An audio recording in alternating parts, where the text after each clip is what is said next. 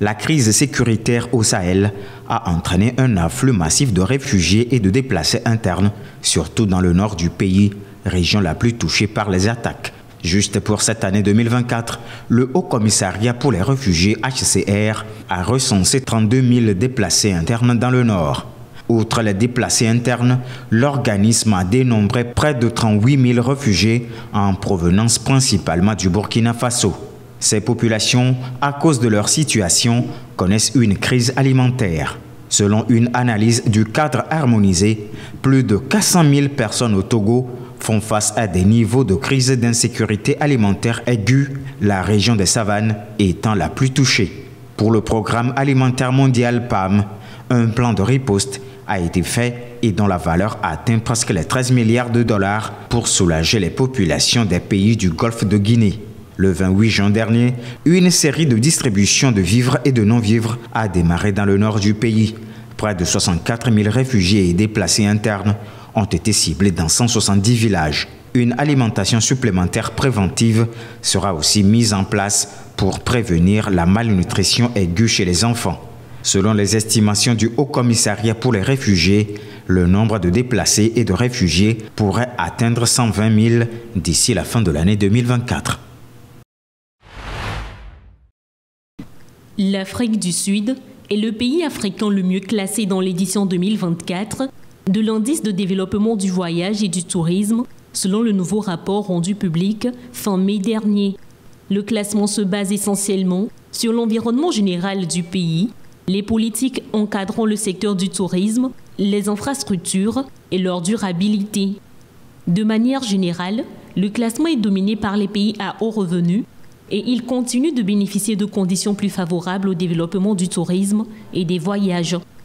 En Afrique de l'Ouest, le Ghana est la première destination des touristes, 13e destination sur le plan africain et 106e sur le plan mondial dans le rang des pays couverts par l'indice. Il est suivi par le Sénégal, le Nigeria, le Bénin et la Côte d'Ivoire. Le Mali est le pays le moins visité sur le plan africain et sur le plan mondial. Une situation qui s'explique par l'insécurité occasionnée par le terrorisme et les coups d'État. Le Togo n'est pas couvert par cet indice, cependant les chiffres montrent que son industrie touristique reprend du poil de la bête au lendemain de la levée des restrictions liées à la pandémie de la Covid-19. La lutte contre les médicaments falsifiés demeure un défi crucial, particulièrement en Afrique où leur circulation illicite menace la sécurité et la santé publique. Selon un rapport de l'Office des Nations Unies contre la drogue et le crime ONU-DC de 2023, il ressort que 270 000 personnes meurent chaque année en Afrique subsaharienne pour avoir consommé des médicaments antipaludiques falsifiés et de qualité inférieure. Ce qui signifie en effet que les marchés noirs dans le domaine pharmaceutique prospèrent avec le silence des autorités publiques et douanières de certains pays, laissant libre cours au trafic de faux médicaments. En outre, les décès de 169 271 enfants dans la région sont attribués à l'usage d'antibiotiques contrefaits pour traiter la pneumonie sévère de jeunes malades. Malheureusement, environ 40% de ces médicaments contrefaits sont disponibles dans la chaîne d'approvisionnement réglementée. Face à la situation devenue préoccupante, il est important d'attirer l'attention des gouvernants sur ces pratiques et anomalies dans le secteur des médicaments et qui nuisent à la santé des populations.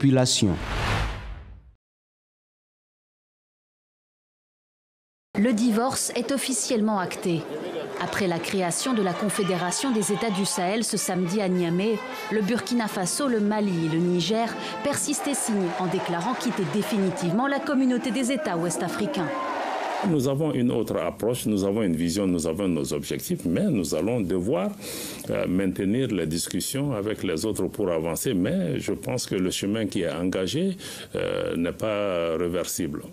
Une déclaration qui sonne comme un pied de nez à la CEDEAO réunie dimanche à Niamey pour son 65e sommet, Face au risque de désintégration de l'organisation, les États membres préviennent que les répercussions de ce départ pourraient avoir des conséquences graves sur les populations, comme le retrait de millions de dollars débloqués pour des programmes et investissements dans la région. Autre risque, les ressortissants des 3 pays pourraient également perdre le passeport commun émis par la CEDEAO et devoir obtenir des visas pour voyager dans la région. Des mesures qui handicaperaient aussi bien les déplacements des étudiants que des civils voulant rendre visite à leur famille. Nous ne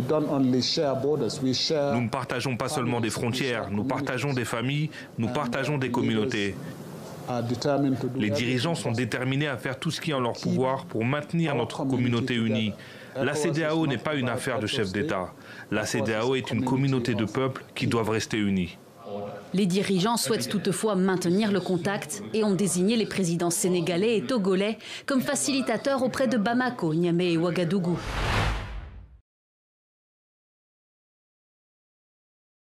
Scène de guerre, cela en a tout l'air. Ce mardi, tout juste de retour d'une visite à Washington, le Premier ministre haïtien est de sortie dans le quartier de l'hôpital universitaire aux façades criblées de balles. Gary Conille est encadré par des militaires et des policiers anti-émeutes. L'établissement, passé sous contrôle des gangs, est fermé depuis plus de 5 mois. À l'intérieur, c'est une véritable zone de guerre. Nous sommes ici pour reprendre notre hôpital. Des milliers d'Haïtiens venaient se soigner ici et aujourd'hui l'accès aux soins est impossible. Opération assainissement de zone donc.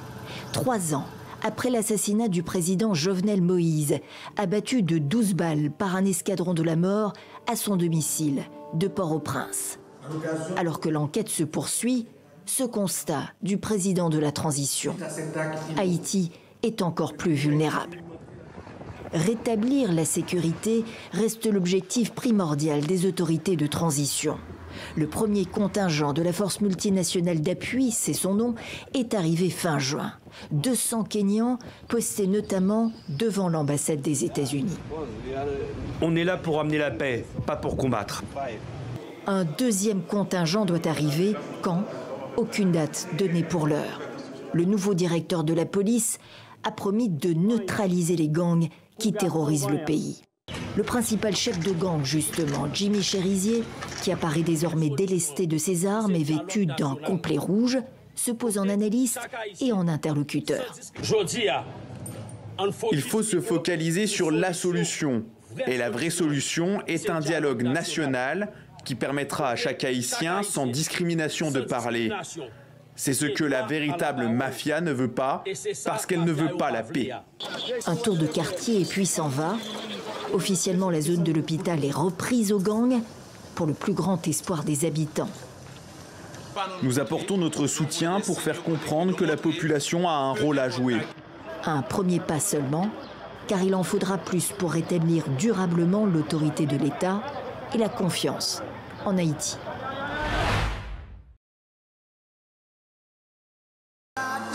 Cela faisait 11 jours qu'il ne s'était pas exprimé en public.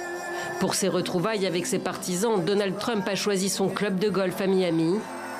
Et pour principale cible, les tourments du Parti démocrate après la piètre performance de Joe Biden lors de leur premier débat. Le Parti démocrate de gauche radicale est divisé dans le chaos et connaît un effondrement à grande échelle. Tout cela parce qu'il n'arrive pas à décider lequel des candidats est le plus inapte à la présidence. Joe Biden l'endormi et l'escroc ou Kamala qui rit tout le temps. Jusqu'ici plutôt discret sur le sujet, le candidat républicain revient donc à la charge contre son adversaire et sa vice-présidente. Mais toujours pas un mot sur qui sera son numéro 2 à lui. Parmi les favoris, le sénateur de Floride, Marco Rubio, présent à Doral mardi. Le candidat malheureux à l'investiture républicaine en 2016 s'est rangé derrière Donald Trump pour la présidentielle de 2024. Né à Miami de parents immigrés cubains, il pourrait permettre de rallier une partie de l'électorat latino. Mais l'ancien président pourrait lui préférer l'afro-américain Tim Scott. Ancien prétendant à la Maison-Blanche, le sénateur de Caroline du Sud est aujourd'hui un farouche allié de Donald Trump et un redoutable récolteur de fonds. Lui pourrait permettre de capter un électorat noir qui a voté largement pour Joe Biden il y a 4 ans. En lice également, le sénateur de l'Ohio, James David Vance, ancien critique de Donald Trump, rapidement rentré dans les rangs. Lancé récemment en politique, cet ex-militaire s'est fait connaître avec la publication d'un livre à succès sur l'Amérique blanche. Lui aussi a montré sa capacité à lever des fortunes pour son parti. Doug Burgum aurait aussi ses chances. Gouverneur du Dakota du Nord, le sexagénaire a fait fortune en tant que patron d'un éditeur de logiciels, revendu à Microsoft pour plus d'1 milliard de dollars. Il a promulgué l'une des lois les plus strictes du pays contre l'avortement, l'interdisant presque totalement, mais il est inconnu du grand public. Une caractéristique qui pourrait bien plaire à Donald Trump, qui n'aime pas qu'on lui vole la vedette et qui a décidé de prendre son temps.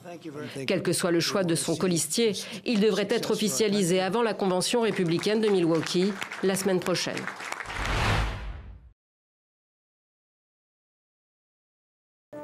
C'est à Washington où elle a vu le jour que l'OTAN célèbre ses 75 ans. Créée pour bloquer le bloc soviétique, c'est aujourd'hui l'Ukraine et la Russie qui sont au cœur de ce sommet. Notre alliance ne doit pas être tenue pour acquise. Elle n'était pas acquise en 1949, elle ne l'est pas aujourd'hui et elle ne le sera pas dans les décennies à venir. Nous devons faire preuve à l'avenir du même courage et de la même détermination que par le passé, lorsque l'OTAN a été fondée et façonnée. Renforcée par de nouveaux membres depuis le début de l'offensive russe, la Finlande et la Suède, l'organisation du traité de l'Atlantique Nord a également accru ses capacités de défense tout en assurant une aide importante à l'Ukraine. Le président américain, dont chaque sortie est scrutée à cause de ses signaux de faiblesse, annonce une nouvelle contribution de l'OTAN à Kiev, un don qu'il juge historique. Les États-Unis, l'Allemagne et l'Italie fourniront des équipements pour 5 systèmes de défense aérienne stratégiques supplémentaires. Dans les mois à venir, les États-Unis et nos partenaires ont l'intention de fournir à l'Ukraine des dizaines de systèmes de défense aérienne tactiques supplémentaires. L'Ukraine peut arrêter Poutine et elle le fera. Un soutien indéfectible, mais des craintes néanmoins du côté du président ukrainien. Volodymyr Zelensky affirme que ce sommet de l'OTAN est dans l'ombre de l'élection présidentielle américaine de novembre prochain. La mine grave lors de sa prise de parole, il souligne une fois de plus l'urgence à repousser la Russie. Combien de temps Poutine pourra-t-il encore tenir? La réponse à cette question se trouve ici même, à Washington. Votre leadership, vos actions, votre choix, le choix d'agir maintenant. Volodymyr Zelensky s'inquiète également de l'issue du scrutin américain. Les États-Unis font partie des plus gros donateurs à l'Ukraine. C'est ici qu'ont échoué plusieurs familles, dont la famille Al-Jamal, après un nouvel ordre d'évacuation de l'armée israélienne. Un appartement vide de la ville de Gaza. Les enfants épuisés dorment à même le sol. C'est la 12e fois qu'on se déplace. Si c'est la dernière, nous serons satisfaits. Mais si ça continue, ça ne sera pas possible. Combien de temps pourrons-nous endurer cela? 1 millier de fois? Où finirons-nous? Nimra, la mère, se prend même à regretter de ne pas avoir fait le choix de partir vers le sud de l'enclave. C'est précisément la consigne donnée ce mercredi par l'armée. La ville de Gaza reste une zone de combat dangereuse. Toutes les personnes qui s'y trouvent encore sont appelées à se diriger vers le sud et les abris de Dar el-Bala et d'Al-Zawiya. Dar el-Bala, dans le centre de la bande de Gaza, où plusieurs maisons ont été visées par des frappes israéliennes mardi. Mais aussi Nusayrat, et plus encore au sud, à l'est de Khan Younes, dans une école de filles où on trouvait refuge des déplacés. 4e école visée en 4 jours à Gaza. La frappe a tué des femmes et des enfants, affirme le Hamas. Israël dit avoir visé des terroristes et accuse le mouvement islamiste palestinien de se servir des civils comme de boucliers humains. Ainsi se poursuit cette guerre entre Israël et le Hamas, entrée dans son 10e mois, alors que de nouvelles négociations sont attendues au Qatar pour tenter d'avancer vers un cessez-le-feu associé à une libération des otages, toujours retenus à Gaza.